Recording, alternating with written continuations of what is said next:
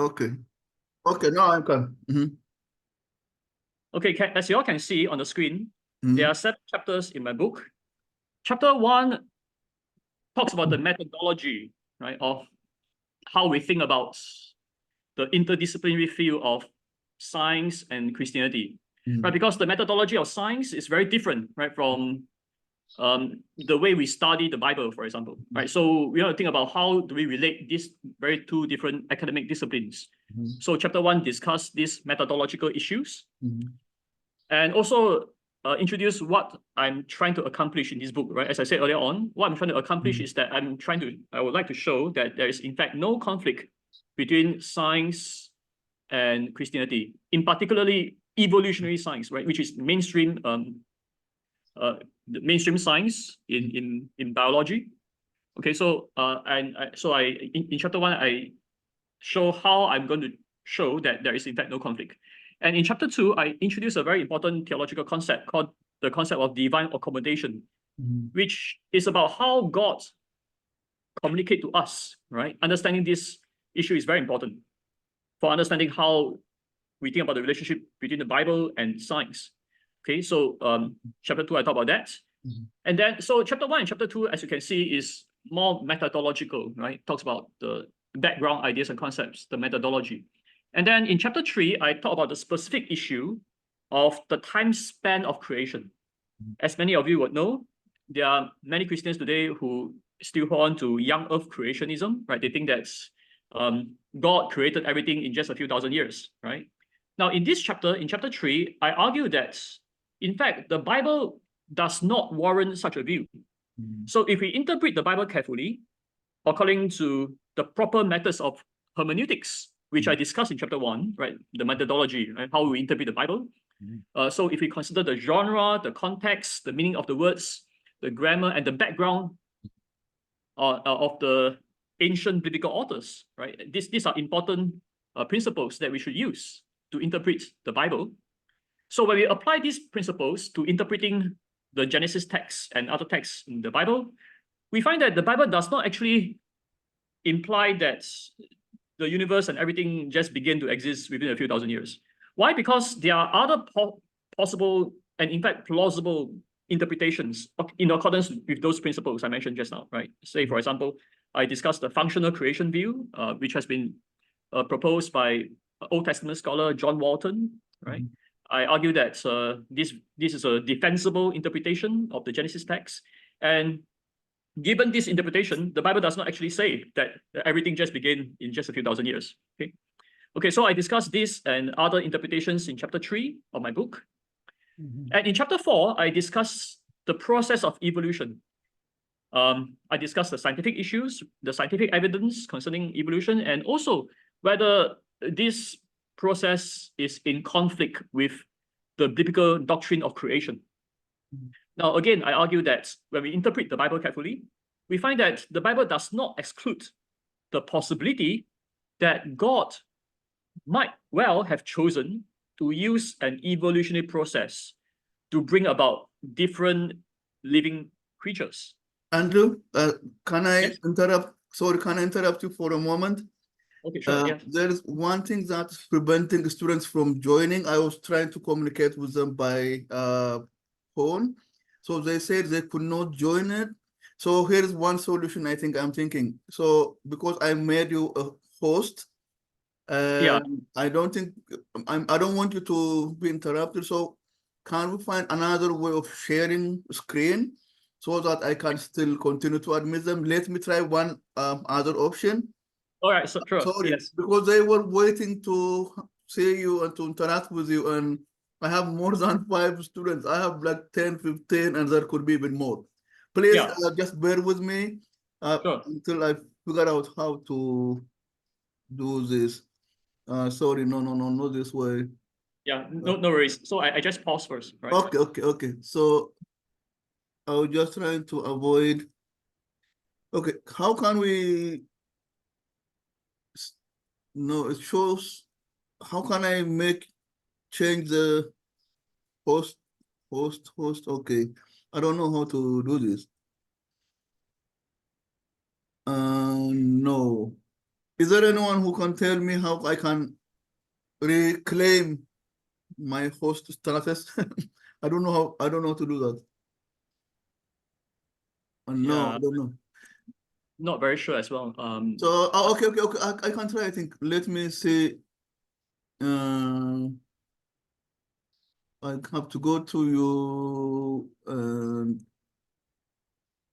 No, I don't know how to reclaim. Okay, so now I think did you admit them? I see more people now. I have omitted those that Oh, I yeah, think you did. Yeah, you did. I think it's Okay. working now. It's working. Oh, I think you did. So I see more people now. More power to you. Please go ahead. You can okay. continue. Okay. All right. Thank you. Mhm. Okay, so in chapter 4, as I said earlier on, right, I discussed the process of evolution in general and argue that it is not in conflict with the Bible. And in chapter 5, I focus on specifically on the topic of human evolution, right? And so in this chapter, I deal specifically with the important Christian doctrine of the image of God, right? That human beings are created in the image of God. So I explain what the image of God means.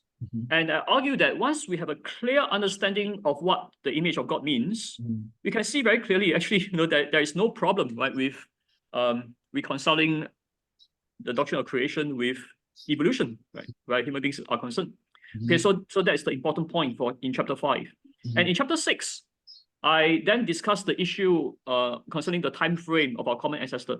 So having argued that we can believe that there is a historical Adam in chapter 5, I then discussed, so when did Adam live, right? Was he just somebody who lived a few thousand years ago, or could he have lived tens of thousands of years ago?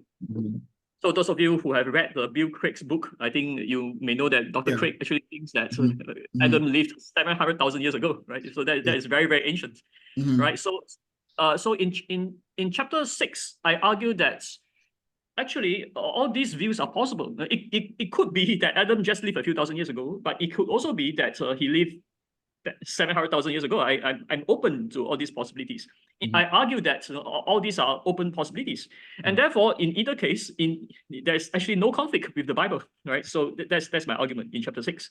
Yes. And then in chapter 7, I summarize the important conclusions of the previous chapters and explain why these conclusions are so important, right, for us today. Okay, so that is a broad overview of my book. I hope that is clear. You can see the progress of the chapters, right? From chapter to chapter. And now I want to go and talk about some specific points, right, in each chapter and highlight some of the important things, important points in each of the chapter. So in chapter 1, as I said earlier on, it is an explanation of the methodology, which I call the transdisciplinary methodology, right? Because it actually brings together different disciplines, integrate them in a very tightly woven way, right? So that's what transdisciplinary means. And here I want to highlight a few important points about my transdisciplinary approach. So for example, in section 1.3 of my book, on page 7, I mentioned that my methodology seeks to avoid the error of concordism. Okay, so what is the error of concordism? So in section 1.3, I explained that the word concordism can mean different things to different people, but it is often taken to mean that some people would think that it is actually trying to extract modern scientific information from the Bible. Okay, for example, claiming that the Bible already talked about the Big Bang, right? Even though the Bible was written a few thousand years ago, right? But it has already talked about all these scientific theories. So that is one type of concordism. The other type of concordism is to use modern science to interpret the Bible. Okay, so it's to interpret the Bible in such a way to make it fit with modern science. Now, this kind of methodology is fallacious. Why? Because we should not use modern science to interpret the Bible, right? We should not twist the Bible to make it fit with modern science. That is methodological fallacious. Why? Because, as I said earlier on, in order to interpret the Bible properly, we should follow the proper hermeneutical principles, right? We should interpret the Bible in accordance with the genre, the context, and how the ancient biblical authors would have understood the text. We should not use modern science to make the Bible fit with modern science, right? Because that will be ICGCs, right? That will be reading modern science into the text, right? And that is a wrong way of interpretation. And so here I explain that I reject this kind of fallacious methodology of concordism. And so I make it clear that I'm not using modern science to interpret the Bible, right? So in the rest of this book, I am not using the theory of evolution to interpret the Bible, right? That's not what I'm doing, all right? So rather, in the rest of this book, I try to interpret the Bible in accordance with proper hermeneutical principles, which I mentioned earlier on, right? Considering the genre, the historical background, etc. And so what we should do is that we should interpret the Bible using proper hermeneutics. And on the other hand, we should also investigate the natural world using the proper methodology of science, right? Proper formulation of hypothesis, proper observation, testing of hypothesis, etc. And once we do that, right? Once we do Bible interpretation properly, and once we do science properly, we can then compare the results and to see whether there is conflict or no conflict, right? So by using this kind of methodology, I'm not using science to interpret the Bible, right? But rather, as I said, I'm interpreting the Bible properly according to proper hermeneutics, and then we compare the results with science. Okay, so there's nothing wrong with that. And so here, on page, on page 12, okay, I make this important clarification that we need to distinguish between three different tasks. Okay, I call task A, task B, and task C. So task A is interpreting the Bible. Task B is showing that what the Bible says is true. And task C is showing that there is no incompatibility between evolution and Bible, right? So these are three different tasks. We shouldn't confuse them. And in the rest of this book, I keep them distinct, right? I distinguish between them very carefully. So in this way, I avoid concordism, right? So this is a very important methodological point. Okay, and then I explain how once I clarified this methodology, that there is actually no problem, because a lot of people think that there's a problem. When people try to show that there's no conflict between science and Christianity, very often they commit the error of concordism. And so in the rest of this chapter, I mentioned some scholars who think that way, and I explained that actually it doesn't have to be the case, right? Because once we distinguish between these different tasks and keep it clear, we don't have to commit this kind of error, right? So that's why I explained in the rest of this chapter, I engage with different scholars and explain how my methodology is immune to their criticisms. Okay, so these are just some important points about methodology in chapter 1. And then in chapter 2, I talk about divine accommodation, right?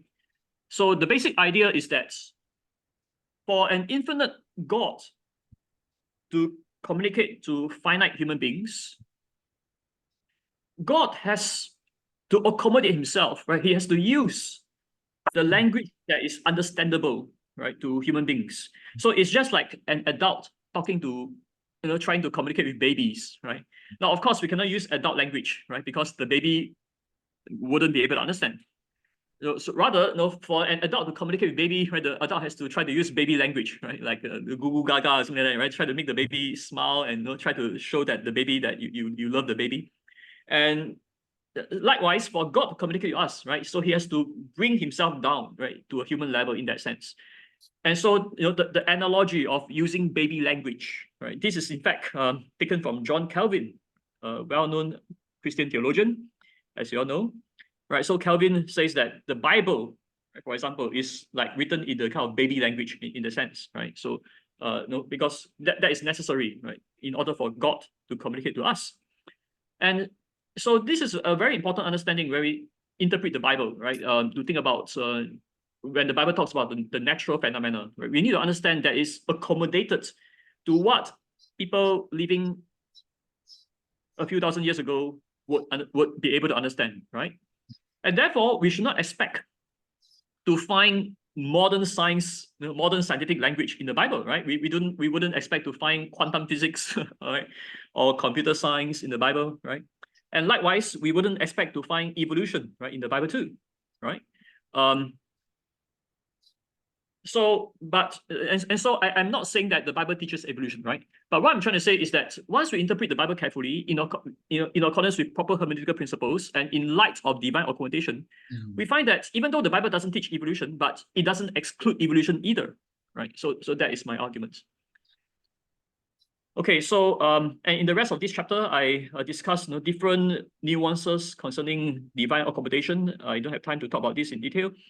But the basic point here is that I try to reply to some skeptics, right? To some people who deny the doctrine of inerrancy. Okay, so nowadays there are some more liberal Christian scholars who think that the doctrine of divine accommodation would result in errors in the Bible, right? Because they think that God would bring himself down to such a level that it's okay to have mistakes in the Bible. That's what they think, right? But I disagree with them. In the rest of this chapter, I argue that divine accommodation doesn't have to imply that there are errors in the Bible. In fact, I defend the view that there's actually no errors in the Bible, right? So I respond to their objections concerning what the Bible says about say, for example, the firmaments, right, and other natural phenomena, right? Some critics think that that is using ancient science, that is erroneous science we find in the Bible. I argue that actually, when we interpret the Bible carefully, the Bible doesn't actually say that the firmament is like a solid dome, right? Like as what some people think. I argue that that is in fact not the case. In fact, when we read the Bible carefully, you find that it's very interesting, right? The Bible talks about the birds flying in the sky, so they couldn't have done that, right? If the sky is a solid dome, right? You cannot fly through a solid dome, right? And so I talk about these points, right? In this chapter, and respond to the objections of people who to the arguments of those liberal Christians who think that there are errors, scientific errors in the Bible. Those people think that the Bible teach flat Earth and things like that. No, I argue that actually that's not true, right? Okay, so all that in chapter 2. Okay, so and then in chapter 3, I talk about the time span of creation. So here as I mentioned earlier on, I argue that the Bible does not in fact teach that everything just began to exist a few thousand years ago, right? Why? Because there are plausible alternative interpretation, such as the functional creation view, right? That Professor John Walton, an eminent Old Testament scholar, has defended. Now, Professor Walton's interpretation has been criticized by some other scholars. Now, in this chapter, I defend his interpretation against those criticisms, right? I think that many of those criticisms are based on misunderstanding, right? And some of them are due to the fact that Professor Walton, he didn't explain some things very clearly. I think that is also part of the problem, right? So in this chapter, I use my expertise, right, in analytic philosophy, right? So to make things clear, okay? And I argue that once his interpretation is clarified, once we make the proper distinctions, we find that Professor Walton's interpretation is in fact defensible. Okay. Now, in this chapter, I also argue that Professor John Walton's interpretation is not the only plausible alternative interpretation. I also mentioned that there are other plausible alternative interpretation of Genesis. And so, for example, Professor John Collins, who is another eminent Old Testament scholar, he is the editor of the ESV translation of the Old Testament, right? One of the best English translation of the Bible. And so Professor John Collins, right, he's one of the top Old Testament scholars. And in his book, Reading Genesis Well, he explained how we can understand the Genesis text, right? So he argues, for example, that between Genesis 1 verse 1 and verse 2, the text doesn't exclude the possibility that there could have been a gap of duration, right? Now he's not proposing the gap theory, right? He's not arguing that there must be gap. Rather, he's arguing that it does not exclude a gap, right? They might, so that is different, right, from the traditional gap theory. And so that is his argument. And he also argues that the 6 days of creation can be understood as analogical days. So what this means is that each day is a 24-hour, but it is used analogously, right? So it can be analogous for a longer duration of time. Now, I don't have time to go through his argument in detail, but just to introduce you all to these ideas, which is there. And I will highly recommend that you all take a look at Professor John Collins' book, Reading Genesis Well. I think it's an excellent book written by a top Old Testament scholar on how to understand Genesis chapter 1. Okay. Yeah, so that's all I want to say at this point in time. So given these interpretations, Professor Walton's and Collins' interpretation, it shows that the Bible does not actually say that everything just began to exist in a few thousand years, right? Because, as I said, it could be the 6 days could be analogous, right, for a longer duration of time, right? So so it doesn't exclude the possibility that it could be, for all we know, a few billion years. Now, of course, the Bible doesn't say that it's a few billion years, because, as I said earlier on, right, the Bible is not intended to teach us modern science, right? The Bible is accommodated, right, to the ancient audience, and the ancient audience, they did not know about billions of years, right? And so the Bible doesn't say that it's billions of years, but the Bible doesn't exclude the possibility that it could be billions of years, right? So that's the point. Okay, so when we interpret the Bible carefully, we find that there's actually, it doesn't exclude modern science, right? It doesn't exclude the conclusion of modern science, and there's no conflict with modern science. Okay, so that is a broad overview of chapter 3. And then in chapter 4, I discuss the process of evolutionary creationism. Okay, so and so here I explain that God could have used the process of evolution to create living things, and this is not in conflict with the Bible. Now, a lot of people think that there's conflict. Why? Because they think that, well, didn't the Bible say that God created according to kinds or according to their kinds, right? But when we read the Hebrew carefully, we find that the original Hebrew term is lemin, right, which means two kinds. God created two kinds. It doesn't mean fixed kinds, right? It doesn't mean that once God created a kind of creature, the creature is fixed in that kind. Well, the Bible doesn't actually say that. And therefore, it doesn't exclude the possibility that one kind could evolve into another kind. It doesn't exclude the possibility that God might have used the process of evolution, right, to allow one kind to evolve into another kind so as to bring about different kinds of creatures, various kinds of creatures. And that's what lemin means, right? Lemin means two kind. God created two kinds, right? It doesn't mean fixed kinds. So God could have used evolution to create two kinds, right, two different kinds, right? So, and that is not in conflict with the Bible. Okay, so I discussed this point and other points in chapter 4. And I also discussed the problem of evolutionary evil, right? So that is another objection that young earth creationists have often raised.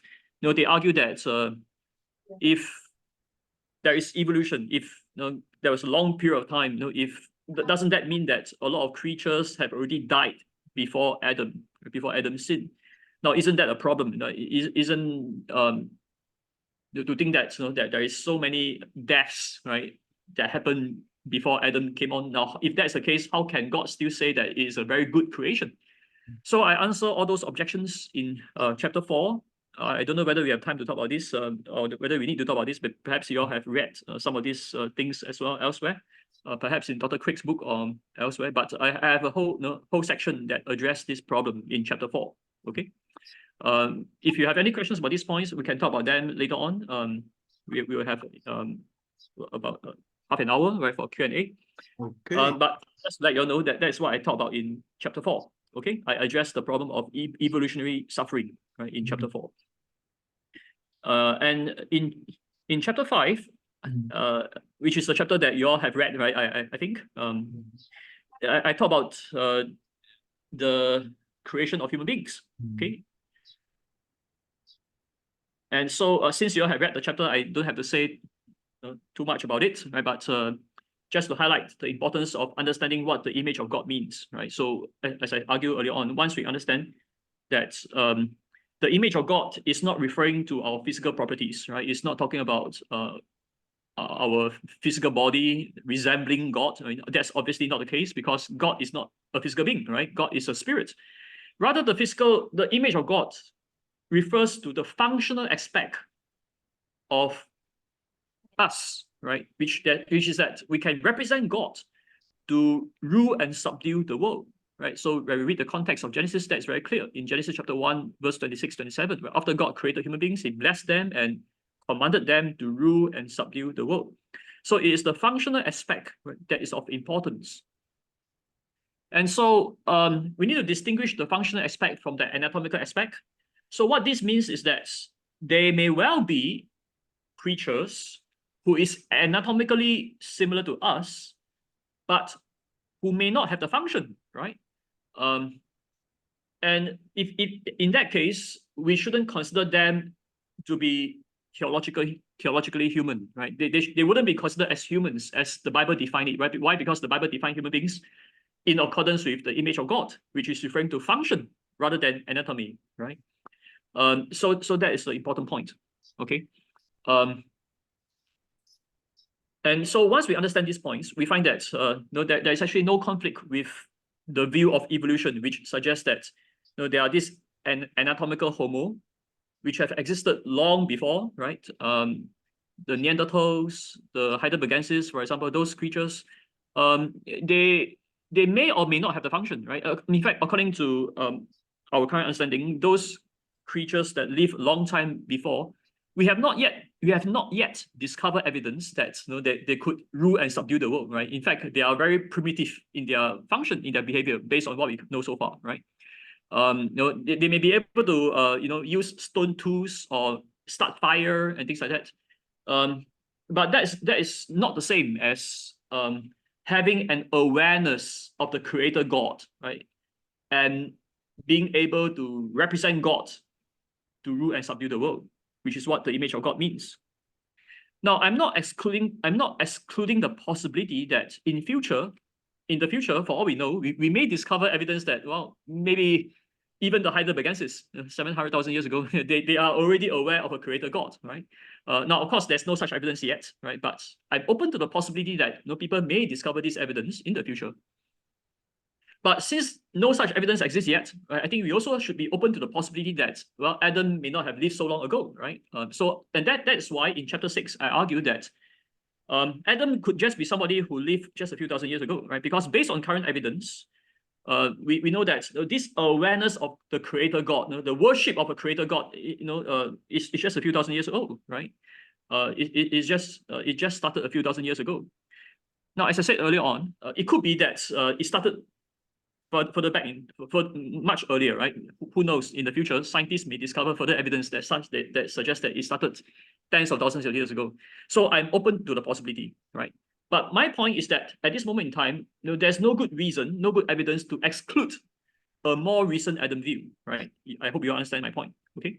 And therefore, in chapter 6, I argue that there are all these possibilities, and these are all open possibilities, and each of these possibilities at this point in time, that is compatible with the Bible, and there's also no conflict with science, and therefore we should be open-minded, right, to say that we shouldn't jump to any conclusion, right? We should be open-minded, and we shouldn't just simply assume, right, that there is conflict with the Bible. I mean, that view is unjustified. Okay. All right. I think that's all I want to say at this point in time. That's just a brief introduction of my book, and so I hope you all have got a basic understanding of what I try to argue in my book. Okay, so in the rest of my time, yeah, I have already taken about half an hour, right? So in the rest of the time together, I'll be happy to answer any questions you have. Okay, we can now go back. Okay, so maybe you can remove the share screen, and then I will have you. Okay, like that. Okay, thank you for doing an overview of your book. Now my students are going to ask you questions. I might, but I will give them priority. Who wants to go first? I have a question from Samson. Samson, will you try, or do you want me to read the question? He had some issues with Mike last time when Bill Craig was with us. So he sent me his question. So we'll try if we can speak. He can try. Go ahead, Samson. Okay. It's better. Yeah, he has issues with his mic. So I will read his question for you. Yeah, it's very soft. I can't hear it. Yeah. So please. Samson, can you hear? Can you speak and see if it works? Are you hearing me? Is it audible? No. No, I can't hear it. Yeah. So I will ask you his question and then we'll go on. So Okay. from the following two assertions, here is a assertion. Two assertions: A, putting the location of the capacity for a sense of personal responsibility towards God in the soul. That's one assertion. And two, B, considering the body as a mere carrier of this capacity. He says, which one is on page 98 of your book. Can we say that the question now, that these premises could lead to a kind of Cartesian or Gnostic denigration of the body at the expense of the soul, thereby ultimately diminishing the capacity of personal responsibility towards God, which also involves an active participation of the body. In parentheses, I suppose we need also our body to till and keep the Garden of Eden. Okay, thank you for your question. Now, my response is that my view doesn't lead to Gnosticism. It doesn't lead to the denigration of the body. Why? Because on my view, what I affirm is a kind of holistic dualism. Oh. So holistic dualism means that the body and the soul are tightly integrated in our earthly existence. Okay, so and therefore the body is important. And I also affirm the resurrection of the body, right? So I believe that in the future, our body will be resurrected, you'll be redeemed, you'll be glorified, you'll be in a glorious body, right? So this is different from Gnosticism, right? Because Gnostics don't believe that. Okay, so I do affirm the importance of the body. Okay. But what I argue is that the body is not a sufficient condition for humanity. That's my point. The anatomical features are not a sufficient condition for defining humanity. Rather, we also need to consider the function, which I mentioned just now, in particular, the ability, the function of relating to God and to represent God, to govern the world. Okay, so that's my view. And so that view doesn't denigrate the body, right? I'm just arguing that the body is not sufficient condition, that's all, right? But it doesn't denigrate the body. Yeah. Okay. So he has one more question also. I will read the question one more. Considering the non-mutual exclusivity of resemblance of capacity, representation, relationality, and responsibility, which is forwarded by John Collins, could these characteristics be summarized by the concept of homo respondens? Familiar with that? I don't know that one, to be honest. Homo respondens, forwarded by Henk Gersma, a reformational philosopher. I don't know who that person is. Yeah, I can hear it very clearly. Can you spell it out? I think you quoted him on page 98. I think that's what he's referring to. Oh, okay, yes, okay. Okay. It'll be good if you can refer to the specific page so I can look at it. Yeah. Yeah, page 98. So you are talking about page 98? Yes, 97, sorry, 97.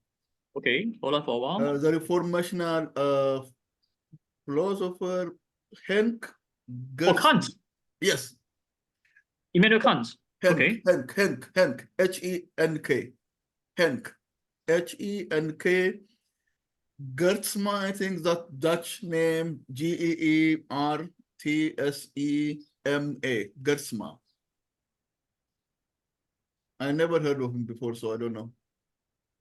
No, what I see on page 97 is that I quote Collins and I talk about Kant and I talk about Christian Korsgaard. Are you talking about Korsgaard? K-O-R-S? No, his last name is Geertsema. Maybe if it's not clear, we can just move on to the next question. No, because I don't find that in page 97. So Samson, because your mic is not allowing you to explain what's happening. I don't know. I can't add anything to this. Yeah, but can he type the question in the chat? I'll be happy to look at it. I think it'll be clearer that way. So Yeah, if you can, yeah, type in the chat, right? So yeah, he's asking something about John Collins and in relation to Henk Gertsma, a reformational philosopher, and he's trying to. I mean, we can move on if it's not clear. We can move on to the next question, to the next student. Yeah. Tagan, whoever wants to go, please go ahead. We want to use our time, and it's going to be midnight for you in 35 minutes. Yeah, that's right. I'm Yeah. obviously trying to Okay, keep away. okay. Tagan, please ask. Okay. Thanks, Mr. Loke, and thank you, Doctor. Yeah, good to meet So, you. in your book, there were hominids during the time of Adam and Eve. Hominids. God picked two of them and made them his image bearer. Then the two became truly human. Even the remaining hominids are not truly human, but they are human.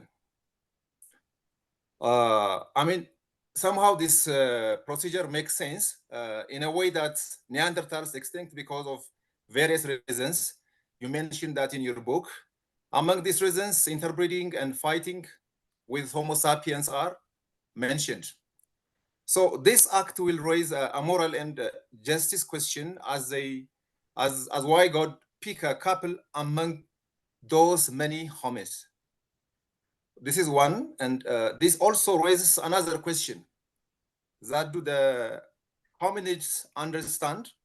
Does they understand? I mean, the sacrificial days of Christ for them, because somewhere you said Christ died for both for both.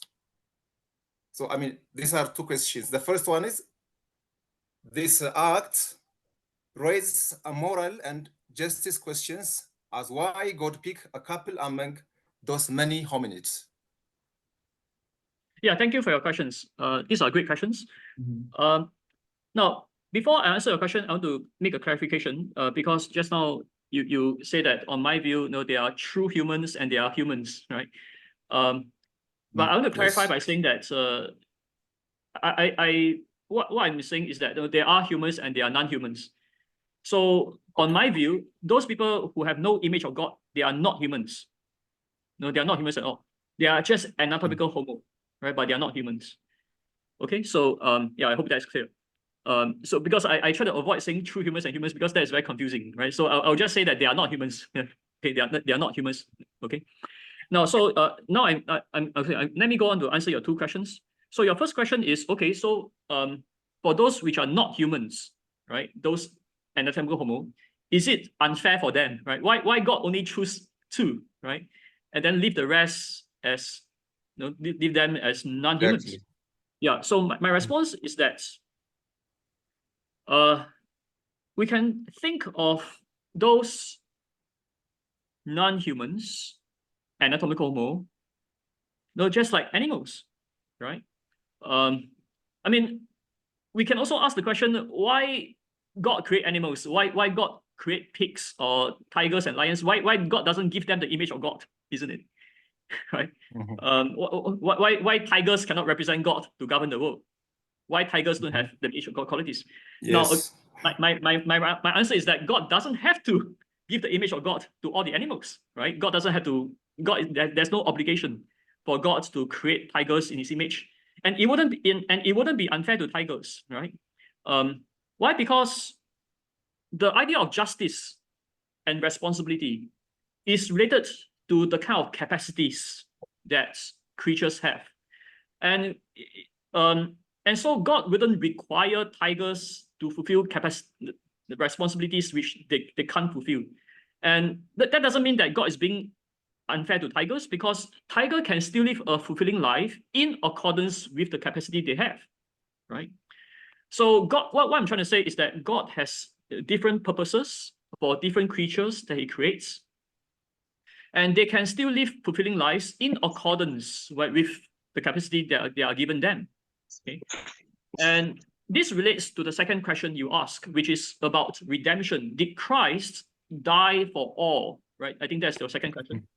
And my response is that when we look at the Bible in Colossians chapter 1, verse 20, it says that Christ's death is to reconcile all things to God. Okay, so all things means it's not just limited to human beings. All things means the entirety of creation. And so on my interpretation, on my view, I think that the atonement is sufficient to reconcile all things, and that includes animals. And I do think that animals, tigers, dinosaurs, right, I think they will be redeemed too in the eschaton when Christ comes again. In Romans chapter 8, it says that the creation will be liberated from the pain and suffering, right? You'll be liberated from that, from bondage to decay. And I think the creation there in Romans chapter 8 refers to the entirety of creation, includes animals as well. Okay, so what I'm trying to say is that God is not being unfair to animals, right? God has a plan for animals, and there's a glorious future, a glorious hope for them too. Okay, and so yeah, so I hope that answers your question. Yeah. I think you answered my question, but just coming back to my first question. So Okay. can I ask? I mean, again, does God create something without any purpose, or like, I mean, he created, then he picked just a couple, then he left them. I mean, well, he created the couple, but what's the purpose of those hominids? You mean those others? The extinct one. Yeah, that's right. Those yeah. So the purpose for them is similar to the purpose for other animals, the purpose for dinosaurs, for example, which also went extinct, right? Yeah, so we can think of it similarly, right? So if you ask what's the purpose of dinosaurs, right? Why do they go extinct, right? Now, one thing to note is that the Bible never says that all animals are created just for human beings, right? Now, the Bible does say that human beings, animals do have an important function to play with regards to humans, right? So humans, can, say for example, the cows, the cattle, right? They can be used to help farming, etc. And dogs can be helpful for us. That's all right. So there are some animals can help us. But the Bible doesn't say that all animals, the Bible doesn't say that dinosaurs, everything is just created for human beings, right? It doesn't say that. So they could have existed for other purposes. And one other purpose, which I think is plausible, which the Bible does indicate, is that it may have something to do with angels as well, right? So for example, in the book of Job, chapter 38, or is it 37? I can't remember. But there's one part where, when God revealed himself to Job, he says that, when the sons of God shouted for joy, right? When God created, the heavens, the universe. And so the sons of God is referring to the angels, right? When God created. So the angels appreciated God's creation.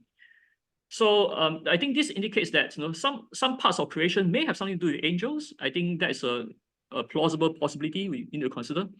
Yeah, so that can explain the purpose of dinosaurs, and even for these hominids as well, these other hominids, for all we know, right? They may have something to do with angels as well. Yeah. Okay. I have one more question. My last question. That will be your last question. No, my last question. Go ahead. Yeah. I mean, in your book, you claim that, I mean, mentally retarded people are image bearers of God. So does it sound acceptable for the substance dualists? Sorry, that's what substance dualists? Does it? I mean, is it acceptable for the substance dualists? Oh yes, that's right. In fact, my view is best explained by substance dualism, right? Why? Because when we look at those people who are mentally disabled, which you mentioned, right? Those people. So I'm arguing that those people who are mentally disabled, those human beings who are mentally disabled, but who are descendants of Adam, right? They should still be considered as fully human. Why? Because they are still God's image bearers, and the image of God is born in their soul, right? Not in their body, because their body may be their body may be dysfunctional, right? I mean, the reason why they are mentally handicapped is because their brain, for example, may be damaged, right? But this damage to the brain does not affect their identity as God's image bearer. Why? Because this identity is born by the soul, right? And so my view is actually is best explained by substance dualism. It's compatible with dualism, actually. Yeah. Okay. Thank you very much. Okay, next Welcome. student, next person, unmute and please ask. We're not wasting any second. Please go ahead and ask. Okay, Robin. Does Okay, the video work? thank you. Sir, there is no light. That's why. Okay, you can just go ahead and ask. Okay, thank you. Thank you, Dr. Loke. Your book on the origin of humanity and evolution is truly thought-provoking. So I have short 2 questions. The first one is, in what ways will you suggest that theological doctrines such as original sin can be reinterpreted in the light of human evolution and the diverse understanding of Adam? Okay, thank you for your question. Now, in fact, on my view, we don't have to reinterpret the doctrine of original sin. My view of the historical Adam is perfectly compatible with the traditional view of original sin. Why? Because original sin refers to the sin of Adam, right? How the sin of Adam led to the corruption of human nature, how that affects his posterity. And the view I propose in my book is perfectly compatible with that. In fact, given my view, we can see that actually there's no conflict between evolution and the doctrine of original sin. Okay. Why? Because on my view, God could have created living things using evolution, and in the process, right, he specifically created out of 2 hominids, right? Out of 1 hominid, right? Make him into Adam, right? And Adam, after his sin affect his descendants. And so that is my model. And this model shows that we can still hold on to the traditional doctrine of original sin. We don't have to reinterpret it, right? And show that this doctrine is in fact compatible with the view that earlier living things could have evolved, could have come about by evolution. Robin, you have one more question? Yes. Thank you so much, Dr. Loke. So my last question is, I came up with now when you explain about the image of God, maybe you will correct me if I'm wrong, but how do you reconcile the theological concept of the image of God with the scientific narrative of human evolution in your book? I didn't read it the whole. I mean, how do you navigate any potential conflicts between religious interpretation and scientific evidence? Yeah, so in my book, I explained that there is no conflict. We can accept the scientific evidence, and we can also accept what the Bible says about the image of God. And one way I show that there is no conflict is, as I explained just now, the scientific evidence only describe the anatomical features, right? How these features came to be formed over time, but that doesn't affect my view, which is that the image of God refers to the functional capacities which are born by the soul. Now, the science doesn't exclude the possibility that human beings have souls, right? Science doesn't, of course, biology doesn't talk about soul, right? But it doesn't exclude the possibility of that, right? Because biology just describe the physical aspect of our existence, but it doesn't exclude the possibility that there could be a soul, which God creates in human beings and which began to exist at some point in time, meaning that the soul that bears the image of God, right? That began to exist at some point in time. And in fact, scientific evidence is perfectly compatible with that. I mean, scientists tells us that they are also trying to talk about. Scientists are also trying to discover when is it that human beings start to become religious, right? I mean, this is a question that scientists can try to discover by looking at the ancient evidence for religiosity, right? So they can look at the cave drawings, for example, or the burial rituals, for example. There's evidence of this religiosity, and so in my book, I argue that the key issue is when did human beings start to worship the creator God, right? The one who created the universe, and be able to represent him to govern the world. Now, of course, this capacity and function must have started at some point in time, right? And so my view is that the first person, right, the first creature to have this capacity is what we call Adam, right? And so if we understand it this way, we find that there's actually no conflict with what science says, because scientists would also agree that it has to start at some point in time. Right? Good. So we Thank you go so much. next to Thank you. Marsha. Okay, thank you, Robert. Marsha, please ask. Okay. Thank you, Doctor. Thank you, Dr. Andrew. You're welcome. One of Mhm. my question, one of my question was in your book, the image, God image bearer was a little bit confused to me when you respond for Tagal. A little bit I got you. You mean human being for those image bearer, and the left are you exclude as non-human being. In that way, I understand. Maybe you will clarify me that.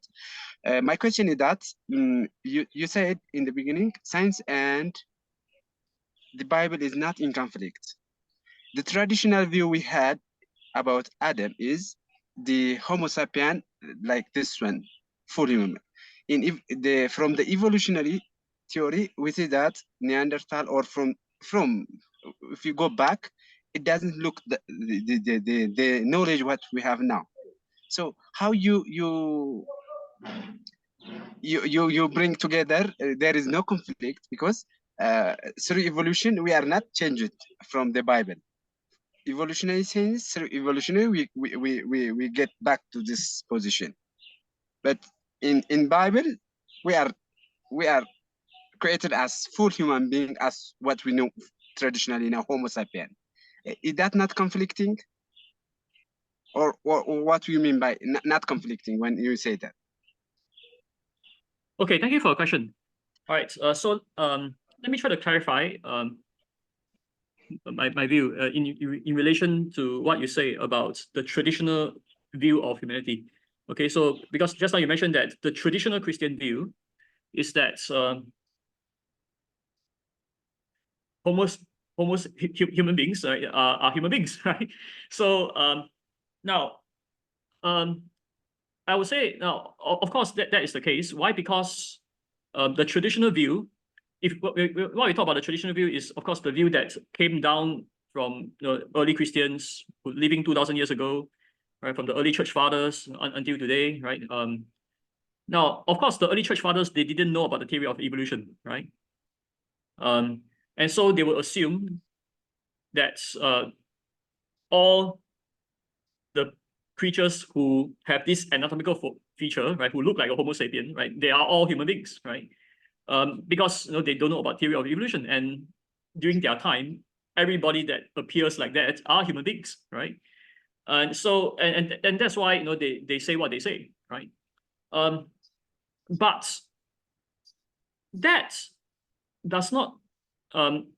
But we have to interpret the Bible carefully, right? Because as I said, when we look at the Bible now, of course, the Bible also doesn't make this kind of distinction between anatomical Homo and those who have the image of God, right? But and that is also understandable, because as I said just now, when God inspired the Bible, he used divine accommodation, right? The Bible was written to people living a few thousand years ago, and those people also didn't know about the theory of evolution, right? And so God doesn't have to reveal to them everything about creation. God doesn't have to tell them about evolution. In fact, they wouldn't understand, right? Because they don't understand, they don't know that about that in the past. And so God and so what the Bible, but nevertheless, what the Bible focus on, right, is the functional aspect, which I said just now, right? The image of God qualities, which is the ability to represent God, right, to govern the world. Okay.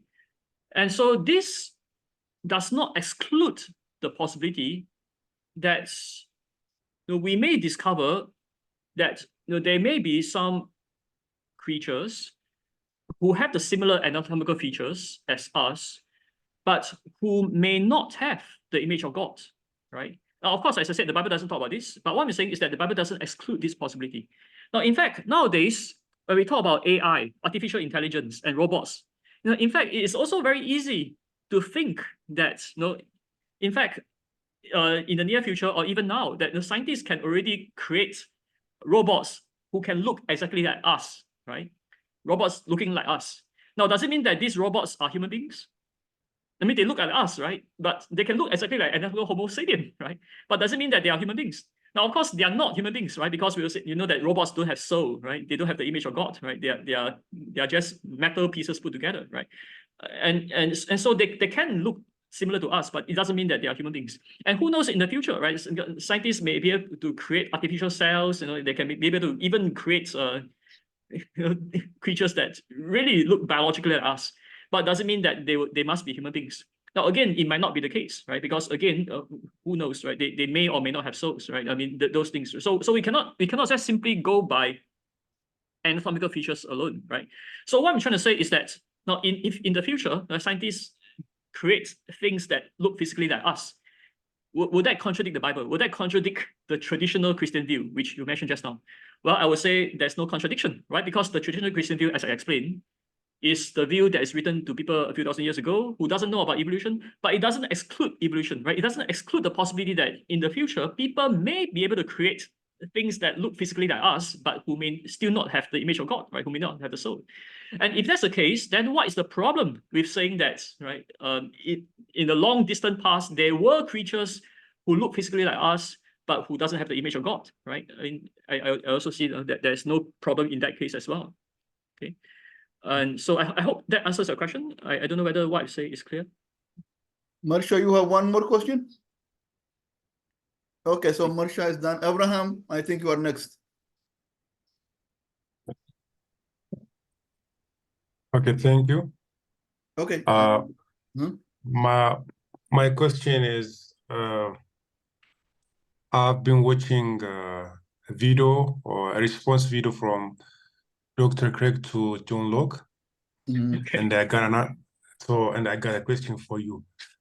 So how do you address Dr. Craig's assertion that your hypothesis creates a theological dichotomy between truly human and the non-human persons, which appears to contradict the biblical concept that all humans are made in the image of God? And Okay. can you provide a theological defense for this distinction within the framework of your hypothesis? All right. Thank you for your question. Now, I don't know whether you're aware or not, but I have already responded to Craig, both in video and also in writing form, right? So yeah. So you shouldn't just listen to Craig, right? You should also listen to my response. Okay. And I have already written a long response to that. And I can share with you my website where I provide a very detailed response to Craig. I can give a brief response later on, right? But there's a lot of other things that Craig says about my view, which is not true. I think he has misrepresented my view. Okay, and so I want to share with you this article. Hold on for a while.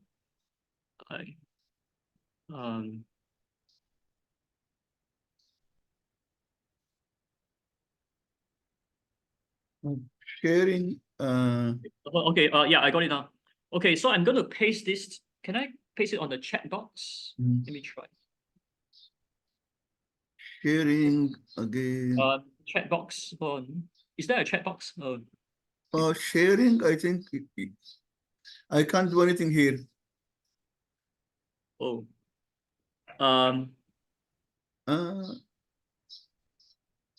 It says, oh, I'm trying to paste it on the chat. Okay, there is a chat. Okay, is it in your book or somewhere else? No, it's on my academia.edu page. Okay, so you can maybe send me later on, and then I will share with the class. You can just say something about it, maybe. Okay, all right, thanks. Okay. Okay, so yeah, you can anyway, can you allow me to share screen? Maybe I share. Okay, so I will share the screen. Okay, can you see my screen? Oh, it's here. Okay. Okay. So this is a website.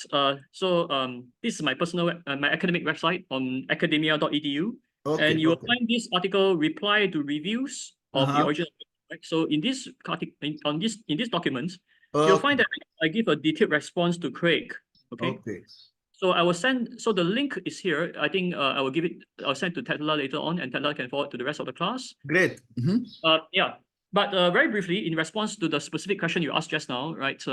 My response is that I think Dr. Craig's objection begs the question, right?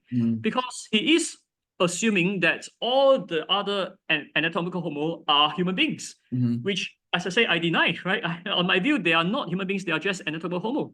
In fact, Dr. Craig himself also makes a distinction between anatomical Homo and human beings. Remember, Dr. Craig's own view is that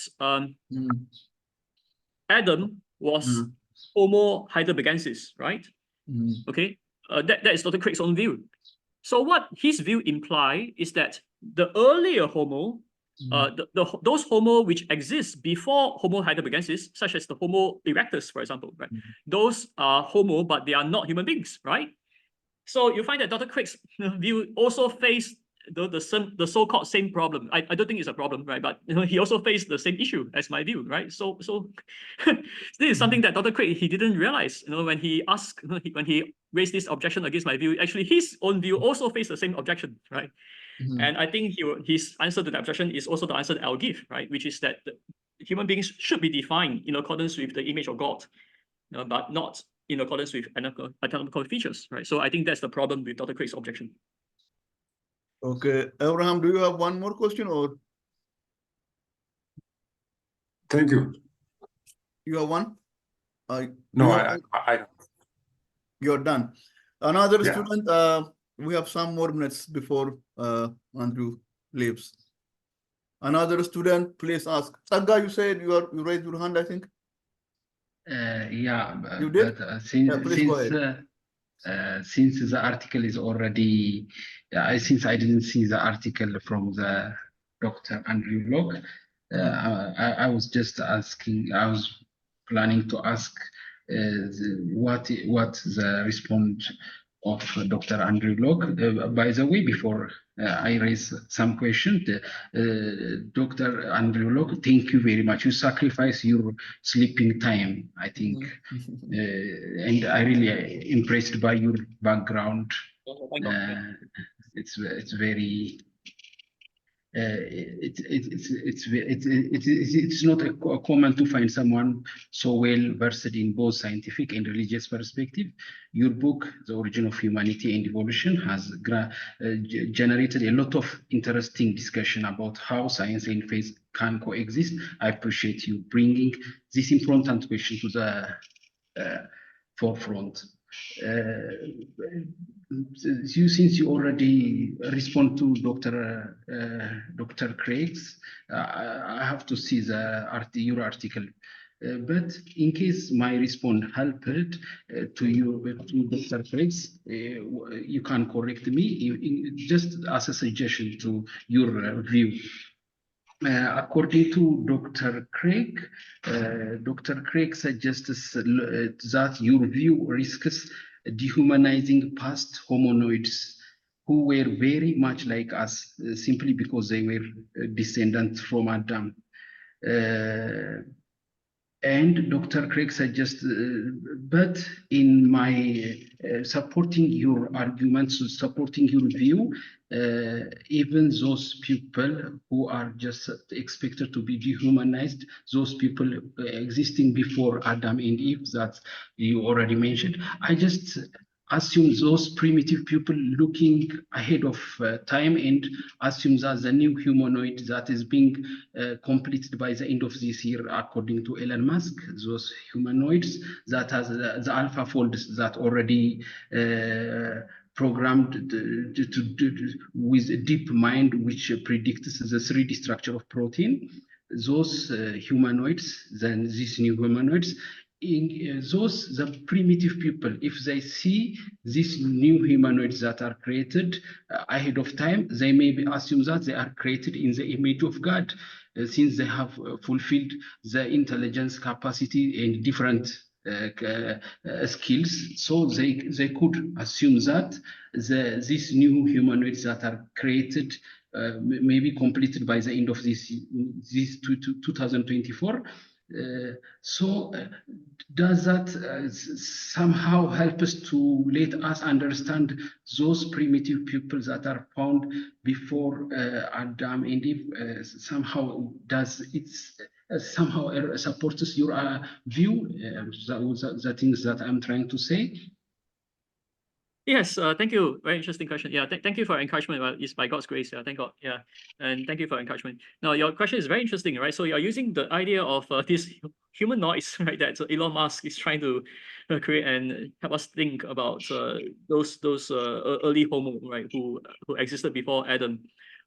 Yeah. So I think this is a very interesting way to think about it. As I mentioned earlier on, in response to the question by another student about those traditional Christian doctrine of Adam, right?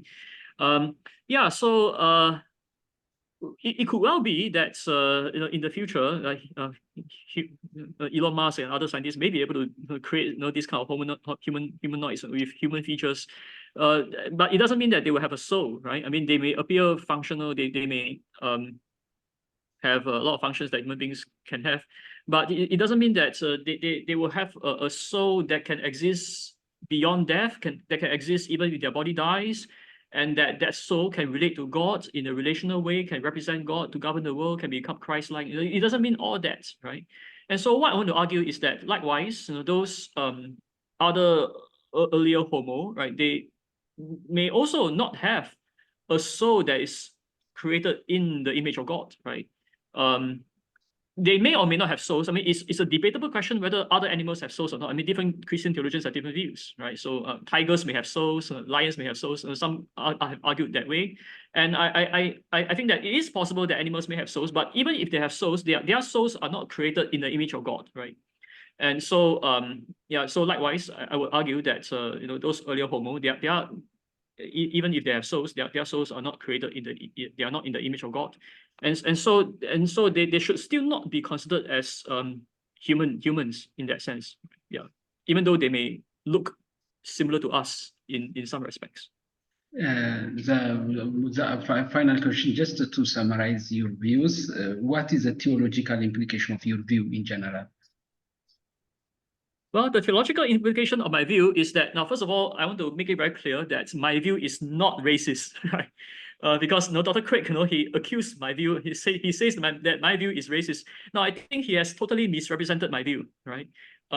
My view is not racist. Why? Because the fundamental premise of my view is that all human beings today are God's image bearers. All of us, whether is it Chinese, American, Indian, African, whatever, all of us today are descendants from Adam, and we are all God's image bearers, and therefore all of us should be equally respected, right, as God's image bearers. And so my view is against racism. My view denies racism. That is the premise of my view, right? Because my view takes as a premise the affirmation that all of us are God's image bearers. Okay, so this point I had to make very clear because Dr. Craig, he misrepresented my view. So it is on this premise, I affirm this premise, and then I use my model to try to explain how is it possible, right, that this premise take place and is compatible with evolution. And my model provides a possible way to show how it can happen, right? And therefore, there's no conflict with science. There's no conflict with evolution, right? So that is what I'm trying to do in my book, and that is another important theological implication of my book, which is that there is no conflict with science, right? When we understand theology properly, it is compatible with science, and therefore this allows for theology and science to work closer together, right, for the good of humanity and for the glory of God, right? So that is the important implication, theological implication of my view. Andrew, can you take two more, and then go? Okay, sure. Yes. Yeah. Abel, one question, and I will have one question, the last question. So Abel, one question, and then I will have one. Yeah. My question was answered during the last question, but I just want to thank Dr. Loke for the time. Thank you very much. Okay. So to my question, so let us go through this image of God discussion briefly. Well, I saw a question on the chat. Can I answer that first before I answer your question? Yeah, I didn't read it, but I saw the beginning of it. Well, you can read it? Yes. I can read it now, yes. Yes, go ahead. I just saw it, yeah. So if time allows, here's another question. You have said that it is after moving out of Africa to Mesopotamia, that the image of God is implanted to Homo sapiens to render them fully fledged humans. Can you give evidence for this assertion? Now, okay, thank you for your question, Samson. This is a good question. Now, the reason why I say this, that is in Mesopotamia, is because the biblical description of the Garden of Eden makes it appears that it is a place somewhere in Mesopotamia, right? Because the Bible describes Eden being localized in between 4 rivers, which includes the river Tigris and the river Euphrates. And these are rivers in Mesopotamia. But having said this, we also need to understand that it depends on when did Adam live, right? Because if Adam lived, if we accept the ancient Adam view, which means that if Adam lived more than just a few thousand years ago, tens of thousands of years ago, then the geography back then could be quite different, right? Because some scientists have argued that the rivers may have shifted somewhat, right, due to the shifting of the tectonic plates. Now, of course, it's not very drastic, right? But it could have been affected by other geographical factors, right? But nevertheless, it is still somewhere around that region, and it's actually not far away from Africa, right? It's just next to Africa, right? So there's actually not much problem there actually. So so if you ask me what's my basis for that view, I would say that it's based on the biblical description and it's not in conflict with science. Yeah. Okay, back to my question. Okay.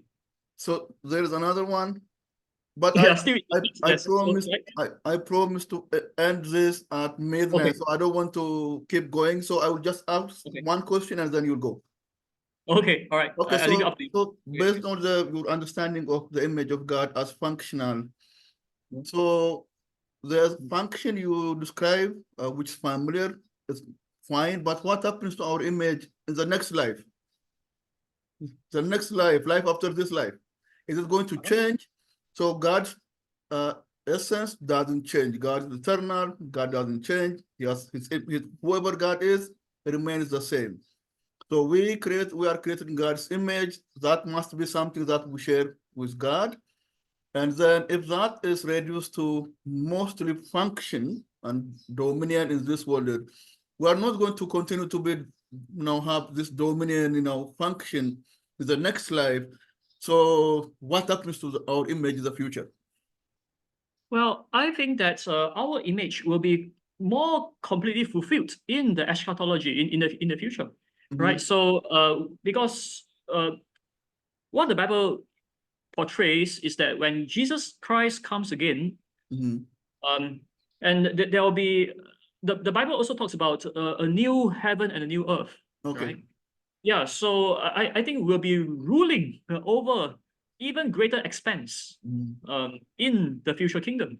So our image will be fulfilled to an even greater and even more glorious extent, right, in the future kingdom. And that's when our image, our identity as God's image bearers will find its final and ultimate fulfillment in the future kingdom. And that's a glorious hope that we can look forward to. Okay, so the question is okay, your answer is fine, but I have one friendly suggestion. I'm writing a paper engaging William Craig's view, and since view doesn't depend on those anthropologists and archaeologists, Alison and Sally. Sally is not alive now.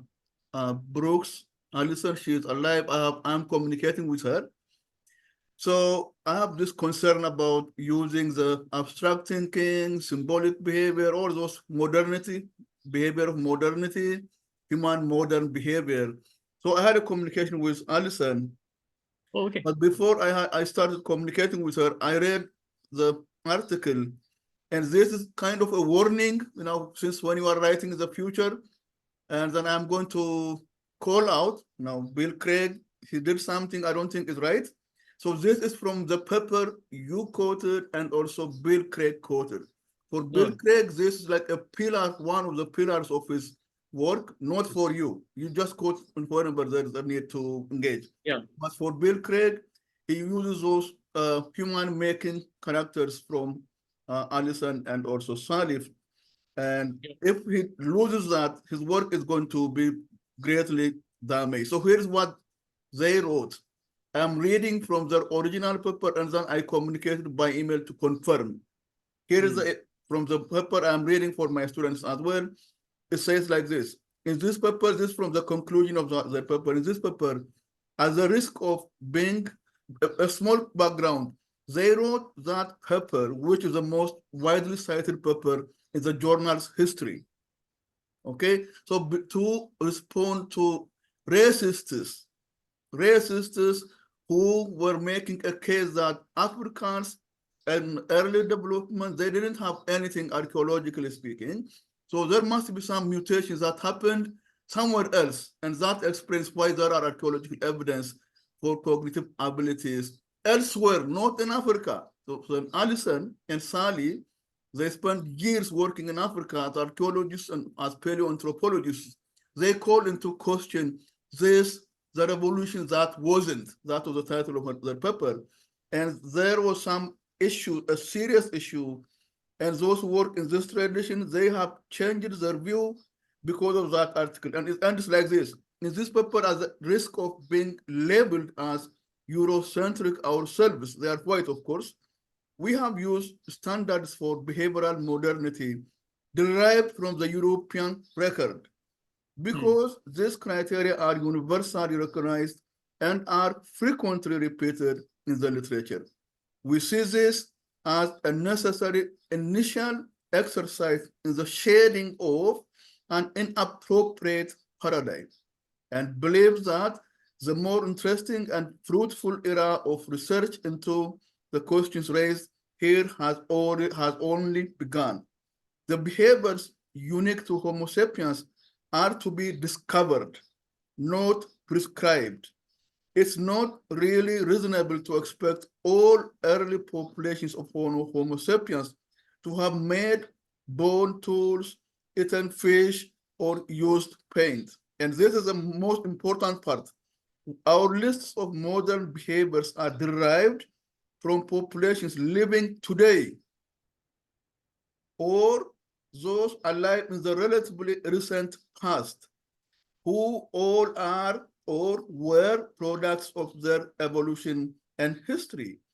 Past, again, very important, past human populations were products of different histories, and the qualities stressed in our lists of modern behaviors may have had little relevance for our ancestors. Okay, very big points, 2 points, right? And then I had to email and ask Alison to confirm if this is her view in 2024, because that is from 2000. She said yes, and she had a little bit longer email to describe. And this is just a friendly suggestion. In the future, when we use this criteria for humans, the way Craig used it, he applies those criteria to Neanderthals, Denisovans, and to Homo heidelbergensis. And then I also emailed David Reich, the guy is a geneticist at Harvard. He also agrees with my skepticism about how these characters are applied to early whatever homos. So this is just a friendly suggestion. When you keep working on this, your work does not depend on it. But for Craig, it does depend on almost entirely on this. Yes. So this one is just, this is already in the paper. It's not hidden, it's the conclusion of the paper, because I was so curious. I wanted to read, because it's not, your work does not have racist implications, but William Craig's unfortunately has racist implications.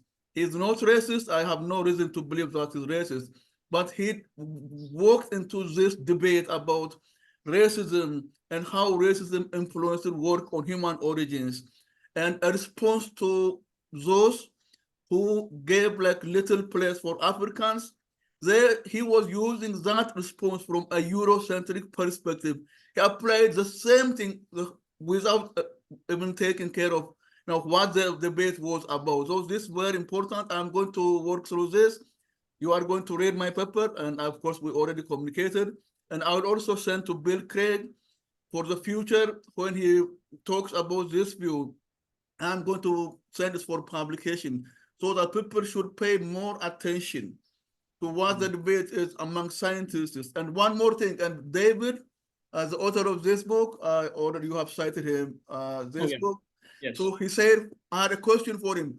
So I'm working on this. What is human? Please tell me as a geneticist, what's human? His answer was, I don't know. I truly don't know how to answer this question. Basically, I went back again. We are communicating by email. He said, I don't have any answer. I don't know. That's a great, yeah, you should ask him to Yes. ask a theologian. He's one of the greatest geneticists working now.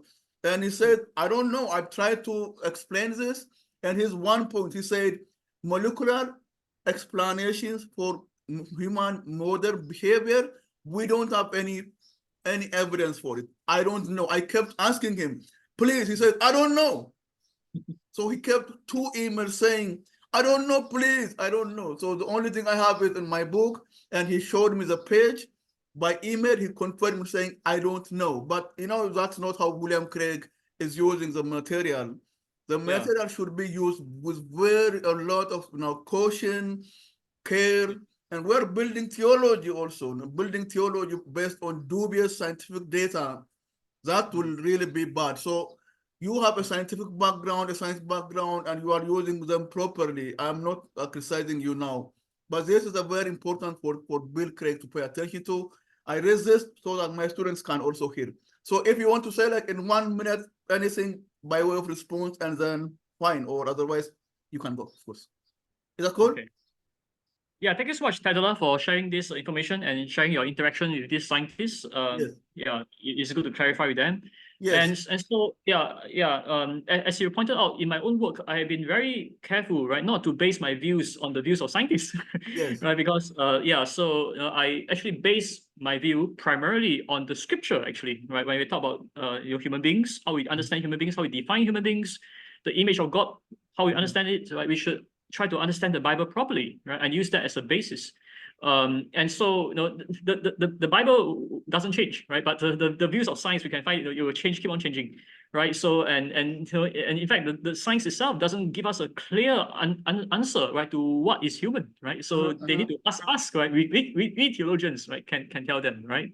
And so here is so, one quotation from, you can use this, by the way, cautiously in your work, because you work in philosophy of religion and are making a case for how theism, Christian theism explains this and that. Here is one quotation from David's book when he was responding to my question, what is human? Here is what he says. While the scientific question is profoundly important about what humans are, I expect that no intellectually elegant and emotionally satisfying molecular explanation for behavioral modernity will ever be found. That is the most important geneticist saying this. So you can you can make a case by saying, if we don't have an explanation for behavioral modernity, those Craig quotes, I mean, we can use theism. Maybe God acted in sometimes the past, and that could explain, because genetics and other more recent sciences, maybe according to David, there might not be even any explanation ever. So we don't want to conclude we don't want to engage in God of the gaps, but this could be there is a plausible explanation or a better explanation. Maybe God acted at some point, and then that's why we have these cognitive capacities that allow us to have now this and that, functionally speaking, relationally speaking. That could be another explanation, because a scientist is saying this. We don't have any explanation in terms of genes or genetics. That's a very important one. Yes. Yeah, thank you so much. Yes, that's right. Yeah. Thank you so much, Dr. Andrew. If you want to say anything to conclude, say it, and then I want to thank you on behalf of my students. Of course, I enjoyed having you, and we'll continue to read your work. And at some point, of course, most likely at some point in the future, I will have you somewhere in my classes. Anything to say to conclude? So I want to close by saying that thank you so much, everyone, for your excellent questions. So, you asked very good questions, and I really enjoyed the time of interacting with all of you. And I pray that God will bless all of you in your ministry. And so may God bless all of you. Yes. Thank you. God bless you and your work. Thank you. God bless your work and your family, and continue to publish and continue to be passionate for the Lord. And thank you, and done for now. Okay, and then right. Thank you so much. Okay, God bless. thank you. so much. Thank you. Okay, thank you. Bye. Okay, bye, Andrew. Bye. Okay, so we are going to continue. Andrew is leaving.